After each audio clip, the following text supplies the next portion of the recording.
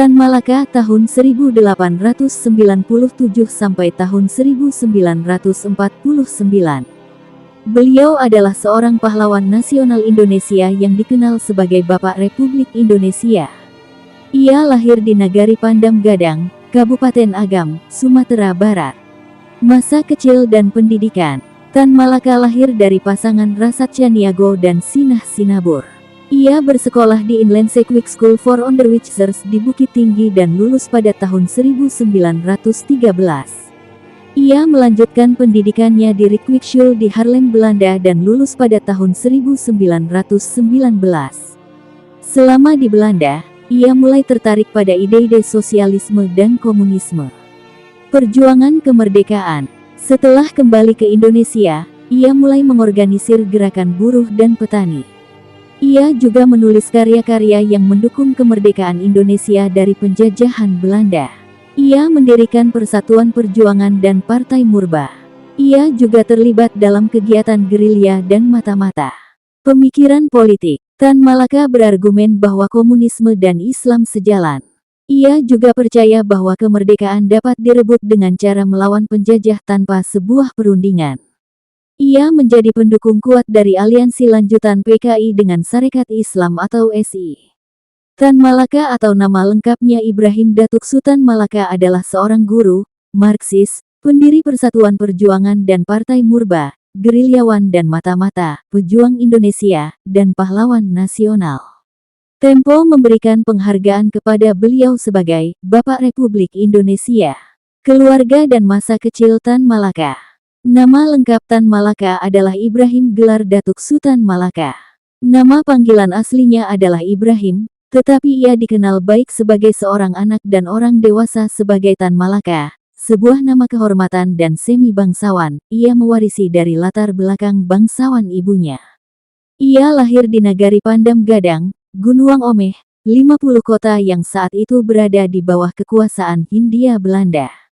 Tanggal lahirnya tidak jelas dan bervariasi dari sumber ke sumber, tetapi kemungkinan antara tahun 1894 dan 1897. Ayahnya adalah H.M. Rasat Caniago, seorang buruh tani, dan ibunya Rangkayo Sinah Simabur, putri seorang tokoh terpandang di desa tersebut. Sebagai seorang anak, Tan Malaka tinggal bersama orang tuanya di Suliki, mempelajari ilmu agama Islam yang kafah, menghafalkan Quran di luar kepala serta mempelajari seni bela diri pencak silat. Pada tahun 1908, Tan Malaka bersekolah di Quick School sekarang menjadi SMA Negeri 2 Bukit Tinggi, Sekolah Guru Negeri, di Fort de Kock. Di Quick School, Tan Malaka belajar bahasa Belanda dan menjadi pemain sepak bola yang terampil. Menurut gurunya, G.H. Horensma, meskipun Tan terkadang tidak patuh, dia adalah murid yang sangat baik. Ia lulus pada tahun 1913 dan kembali ke desanya. Kepulangannya akan ditandai dengan penganugerahan gelar adat yang tinggi sebagai datuk dan tawaran tunangan. Namun, dia hanya menerima gelar. Dia berhasil mendapatkan uang dari desa untuk melanjutkan pendidikannya ke luar negeri, dan dia berlayar ke Rotterdam pada tahun yang sama. Masa pendidikan di Belanda. Sesampainya di Belanda, Tan Malaka awalnya mengalami gegar budaya. Di sana, dia sangat meremehkan iklim Eropa Utara. Akibatnya, ia terinfeksi radang selaput dada pada awal 1914, dan ia tidak sepenuhnya pulih sampai 1915. Selama berada di Eropa, ia menjadi tertarik pada sejarah revolusi, serta teori revolusi sebagai sarana untuk mengubah masyarakat. Inspirasi pertamanya tentang masalah ini adalah dari buku De France Revolutie, yang awalnya diberikan oleh G.H. Horensma. Buku tersebut merupakan terjemahan bahasa Belanda dari sebuah buku oleh sejarawan Jerman, penulis, jurnalis, dan politikus Partai Demokrat Sosial Jerman, Wilhelm Bloss, yang berkaitan dengan revolusi Prancis dan peristiwa sejarah di Prancis dari tahun 1789 hingga 1804. Setelah revolusi Rusia Oktober tahun 1917, Tan Malaka menjadi semakin tertarik pada komunisme dan sosialisme reformis. Mulai membaca karya-karya Karl Marx, Friedrich Engels, dan Vladimir Lenin. Dia juga mulai membaca karya-karya Friedrich Nietzsche, yang menjadi salah satu panutan politik awalnya. Selama ini Tan Malaka semakin tidak menyukai budaya Belanda. Sebaliknya, ia lebih terkesan pada budaya Jerman dan Amerika Serikat. Dia bahkan mendaftar untuk Angkatan Darat Jerman, tetapi ditolak karena tentara tidak menerima orang asing pada saat itu. Di Belanda, ia bertemu Hans Nivliet, salah satu pendiri Indische Soziaal-Demokratische Vereniging atau ISDV, cikal bakal Partai Komunis Indonesia atau PKI. Tan Malaka juga menjadi tertarik pada Soziaal-Demokratische Onderwijzersvereniging atau Persatuan Guru Sosial Demokrat selama ini. Pada November tahun 1919, Tan Malaka lulus dan menerima diploma Hulpakte.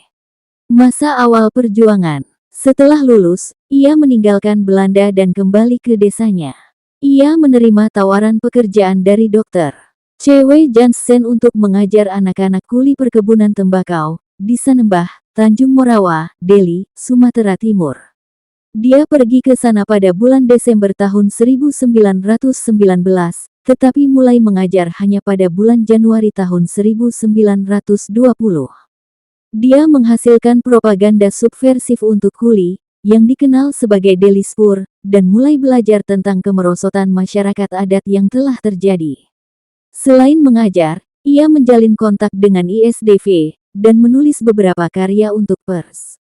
Sebagai seorang jurnalis, ia menulis tentang perbedaan mencolok dalam kekayaan antara kapitalis dan pekerja, dalam salah satu karyanya yang paling awal dengan judul Tanah Orang Miskin, yang disertakan dalam Het Vrije Woord edisi Maret tahun 1920.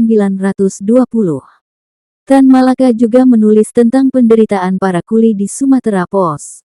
Tan Malaka pergi ke Batavia atau sekarang Jakarta ketika guru lamanya, G.H. Horensma, menawarinya pekerjaan sebagai guru, namun Tan Malaka menolak tawaran itu.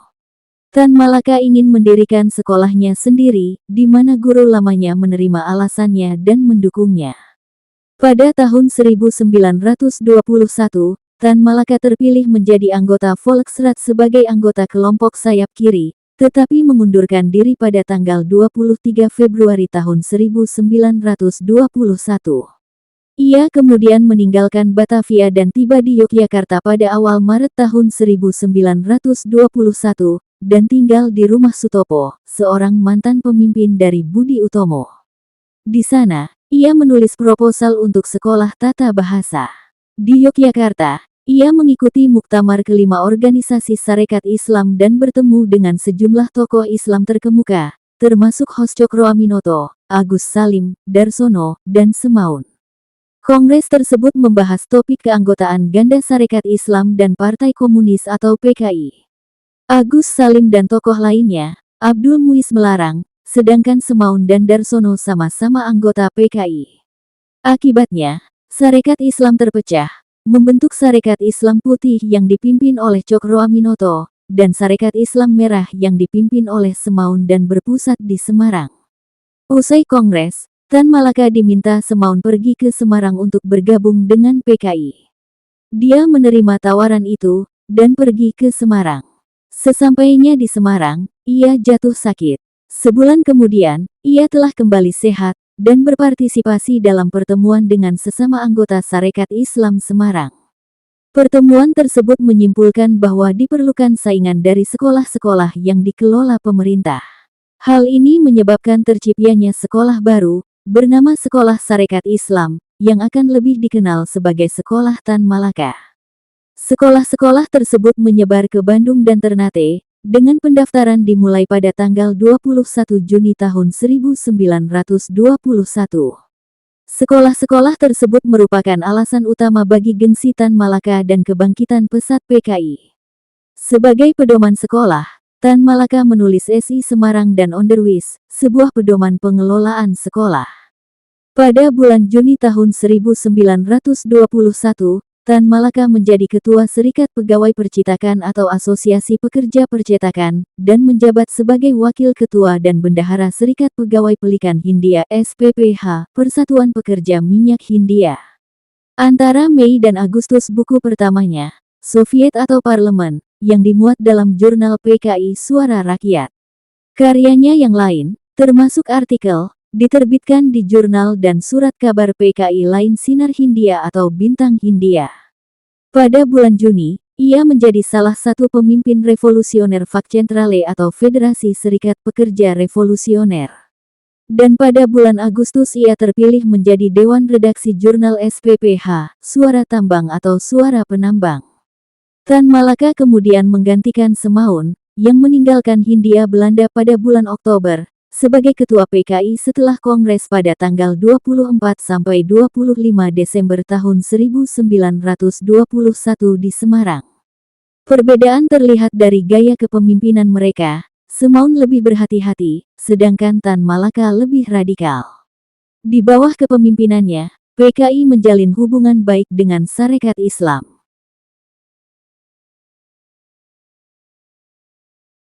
Hidup dalam pengasingan. Pengasingan di Eropa.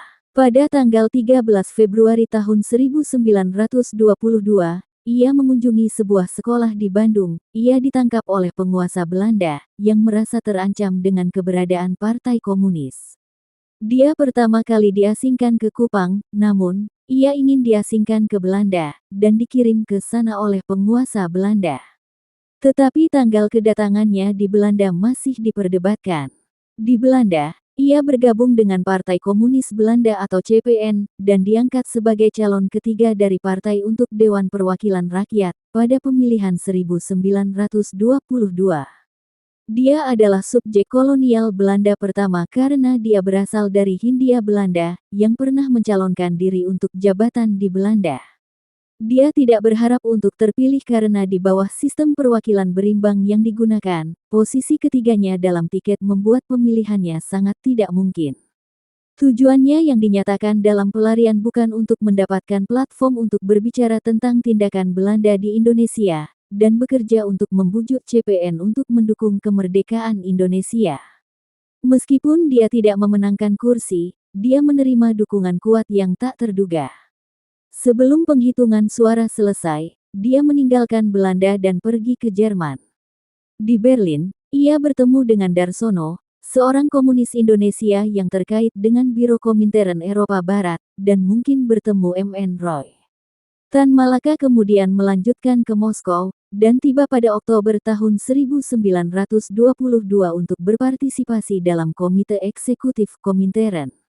Pada Kongres Komintern Dunia keempat di Moskow, Tan Malaka mengusulkan agar komunisme dan pan-islamisme dapat berkolaborasi, namun, usulannya ditolak oleh banyak orang. Pada Januari tahun 1923, ia dan Semaun diangkat menjadi koresponden dari Rote Gewerkschaft Internationale atau Serikat Merah Internasional. Selama paruh pertama tahun 1923, ia juga menulis untuk jurnal-jurnal Gerakan Buruh Indonesia dan Belanda. Ia juga menjadi agen Biro Timur Komintern saat ia melaporkan pleno ECCI pada bulan Juni tahun 1923. Tan Malaka kemudian pergi ke Kanton, sekarang Guangzhou tiba pada bulan Desember tahun 1923. Dan mengedit jurnal bahasa Inggris, The Dawn untuk sebuah organisasi pekerja transportasi Pasifik. Pada Agustus tahun 1924, Tan Malaka meminta kepada pemerintah Hindia Belanda untuk mengizinkannya pulang karena sakit.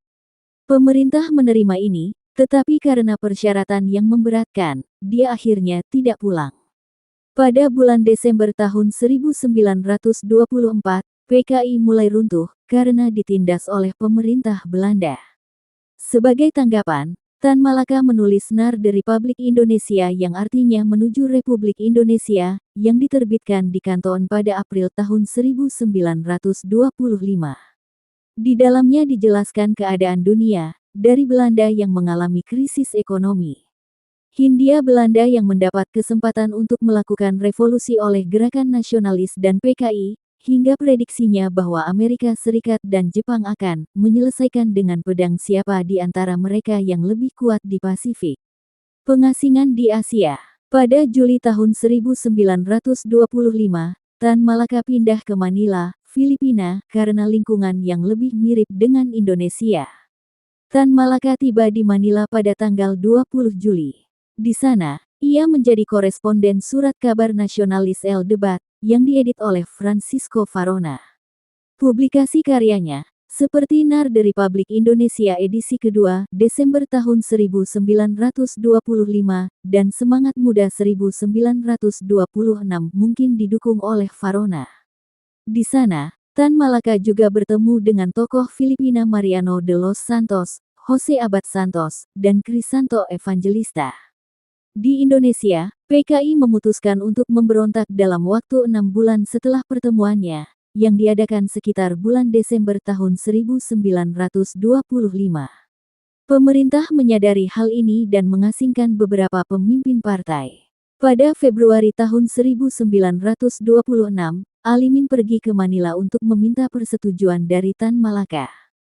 Tan Malaka akhirnya menolak strategi ini, dan menyatakan bahwa kondisi partai masih terlalu lemah, dan tidak memiliki kekuatan untuk melakukan revolusi. Dia menggambarkan dalam autobiografinya tentang frustrasinya dan ketidakmampuannya untuk mengamankan informasi berkenaan peristiwa-peristiwa di Indonesia dari tempatnya di Filipina, dan kurangnya pengaruhnya dengan kepemimpinan PKI. Sebagai wakil Komintern untuk Asia Tenggara, Tan Malaka berargumen bahwa dia berwenang untuk menolak rencana PKI, sebuah pernyataan yang dalam retrospeksi dibantah oleh beberapa mantan anggota PKI. Tan Malaka mengirim Alimin ke Singapura untuk menyampaikan pandangannya, dan memerintahkannya untuk mengadakan pertemuan dadakan antara para pemimpin. Melihat tidak ada kemajuan, dia pergi ke Singapura sendiri untuk menemui Alimin dan mengetahui bahwa Alimin dan Musso telah pergi ke Moskow untuk mencari bantuan untuk melakukan pemberontakan. Di Singapura, Tan Malaka bertemu Subakat, pemimpin PKI lainnya yang berbagi pandangannya. Mereka memutuskan untuk menggagalkan rencana Musso dan Alimin. Selama periode ini ia menulis masa akti atau aksi massa yang berisi pandangannya tentang revolusi Indonesia dan gerakan nasionalis. Dalam buku ini, ia mengusulkan ASEAN, sebuah federasi sosial antara negara-negara Asia Tenggara dan Australia Utara. Buku itu dimaksudkan untuk mendukung usahanya membalikkan arah PKI dan mendapatkan dukungan dari kader-kader di pihaknya. Upaya penangkapan oleh Belanda. Pada bulan Desember tahun 1926, Tan Malaka pergi ke Bangkok, di mana ia mempelajari kekalahan PKI. Dia, bersama Jamaluddin Tamin dan Subakat, mendirikan Partai Republik Indonesia pada awal Juni tahun 1927, menjauhkan diri dari Komintern serta, dalam manifesto partai baru, mengkritik PKI. Sementara partai memang memiliki keanggotaan kecil di dalam negeri, partai itu tidak pernah tumbuh menjadi organisasi besar, namun, dengan PKI bergerak di bawah tanah, itu adalah satu-satunya organisasi di akhir 1920-an yang secara terbuka menyerukan kemerdekaan segera bagi Indonesia. Beberapa kader partai termasuk Adam Malik, Hairul Saleh, dan Muhammad Yamin. Ia kemudian kembali ke Filipina pada Agustus tahun 1927. Ia ditangkap pada tanggal 12 Agustus tahun 1927 atas tuduhan memasuki wilayah Filipina secara ilegal. Dia dibantu oleh Dr. San Jose Abad, membantunya di pengadilan, namun dia menerima vonis bahwa dia akan dideportasi ke Amoy, Xiamen, China. Polisi Permukiman Internasional Kulangsu atau Gulangyu diberitahu tentang perjalanan Tan Malaka ke Amoy, menunggunya di pelabuhan dengan maksud menangkapnya untuk diekstradisi ke Hindia Belanda, karena Belanda ingin menangkapnya dan akan membawanya ke kamp konsentrasi Bovendigul. Tetapi dia berhasil melarikan diri ketika kapten dan kru yang simpatik melindunginya, mempercayakan keselamatannya kepada seorang inspektur kapal. Inspektur kapal membawa Tan Malaka ke suatu tempat di desa Siongjing dengan kenalan baru. Tan Malaka kemudian pergi ke Shanghai pada akhir tahun 1929. Poeze menulis bahwa Malaka mungkin telah bertemu Alimin di sana pada bulan Agustus tahun 1931, dan membuat kesepakatan dengannya bahwa Tan Malaka akan bekerja lagi untuk Komintern. Tan Malaka pindah ke Shanghai pada bulan September tahun 1932 setelah serangan yang dilakukan oleh pasukan Jepang, dan memutuskan untuk pergi ke India, menyamar sebagai Cina Filipina dan menggunakan nama samaran. Ketika dia berada di Hong Kong pada awal Oktober tahun 1932, dia ditangkap oleh pejabat Inggris dari Singapura dan ditahan selama beberapa bulan. Dia berharap memiliki kesempatan untuk memperdebatkan kasusnya di bawah hukum Inggris dan mungkin mencari suaka di Inggris. Tetapi setelah beberapa bulan diinterogasi dan dipindahkan antara bagian penjara, Eropa, dan Cina, diputuskan bahwa dia akan diasingkan begitu saja dari Hong Kong tanpa tuduhan. Dia kemudian dideportasi lagi ke Amoy. Tan Malaka kemudian melarikan diri sekali lagi, dan melakukan perjalanan ke desa Iwei di selatan Cina. Di sana, ia dirawat dengan pengobatan tradisional Tiongkok untuk penyakitnya.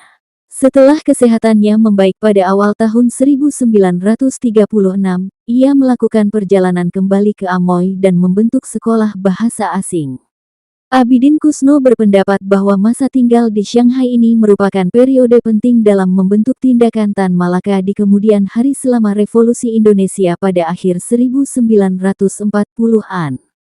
Kota pelabuhan itu secara nominal berada di bawah kedaulatan Cina tetapi pertama-tama didominasi oleh negara-negara Eropa dengan konsesi perdagangan di kota itu, dan kemudian oleh Jepang setelah invasi September tahun 1932. Penindasan orang Tionghoa yang dia lihat di bawah kedua kekuatan ini, menurut Kusno, berkontribusi pada posisinya yang tanpa kompromi terhadap kolaborasi dengan Jepang atau negosiasi dengan Belanda pada 1940-an, ketika banyak nasionalis Indonesia terkemuka mengambil sikap yang lebih mendamaikan.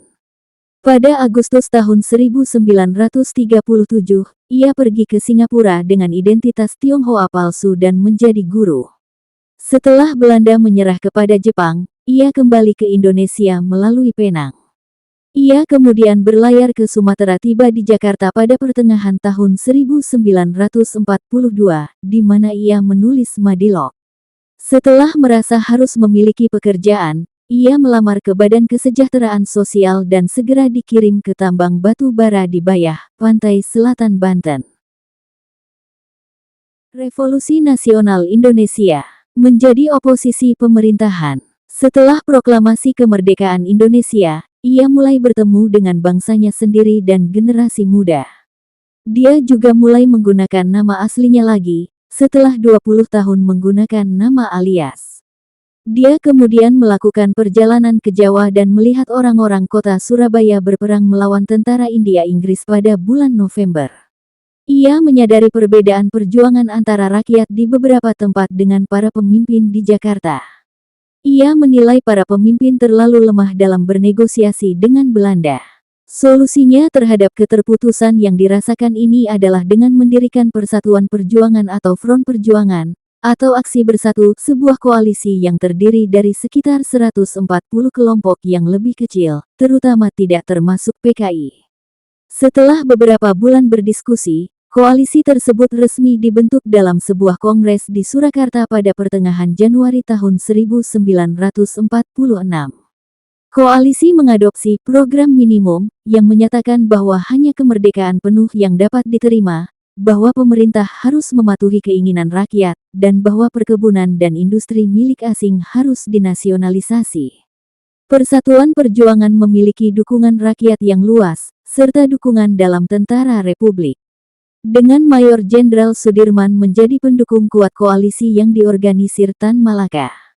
Pada bulan Februari tahun 1946, organisasi tersebut memaksa pengunduran diri sementara Perdana Menteri Sutan Syahrir, seorang pendukung negosiasi dengan Belanda dan Soekarno berkonsultasi dengan Tan Malaka untuk mencari dukungannya. Namun, Tan Malaka tampaknya tidak mampu menjembatani perpecahan politik dalam koalisinya untuk mengubahnya menjadi kontrol politik yang sebenarnya, dan dia ditangkap tak lama kemudian, dengan Syahrir kembali memimpin Kabinet Soekarno. Tan Malaka kecewa dengan perjanjian Linggarjati. Karena menganggap perjanjian tersebut lebih menguntungkan Belanda daripada Indonesia. Alasan Tan Malaka menentang perjanjian Linggarjati. Tan Malaka mendesak pemerintah agar mengakui 100% Indonesia dalam perundingan. Tan Malaka menentang keras politik diplomasi pemerintahan Syahrir, yang menandatangani perjanjian Linggarjati. Tan Malaka menganggap perjanjian Linggarjati dan Renville lebih menguntungkan Belanda daripada Indonesia. Akibat penentangan Tan Malaka, Tan Malaka dituduh sebagai dalang penculikan Sejahrir pada tanggal 3 Juli tahun 1946 di Solo. Atas tuduhan itu ia ditahan tanpa peradilan. Baru kemudian pada September tahun 1948 ia dibebaskan. Mendirikan markas di Blimbing. Setelah dibebaskan, ia menghabiskan bulan-bulan berikutnya di Yogyakarta, dan berusaha untuk membentuk sebuah partai politik baru, yang disebut Partai Murba atau Partai Proletar, tetapi tidak dapat mengulangi keberhasilan sebelumnya dalam menarik pengikut. Ketika Belanda merebut pemerintah nasional pada bulan Desember tahun 1948, ia melarikan diri dari Yogyakarta dan menuju ke pedesaan Jawa Timur, di mana ia berharap akan dilindungi oleh pasukan gerilya anti-republik. Dia mendirikan markasnya di Blimbing, sebuah desa yang dikelilingi oleh sawah, dan menghubungkan dirinya dengan Mayor Sabarudin, pemimpin batalion ke-38 yang terkenal akan sifat kejam dan bengisnya. Menurutnya, kelompok Mayor Sabarudin adalah satu-satunya kelompok bersenjata yang benar-benar berperang melawan Belanda. Penangkapan dan kematian Mayor Sabarudin, bagaimanapun, berada dalam konflik dengan semua kelompok bersenjata lainnya.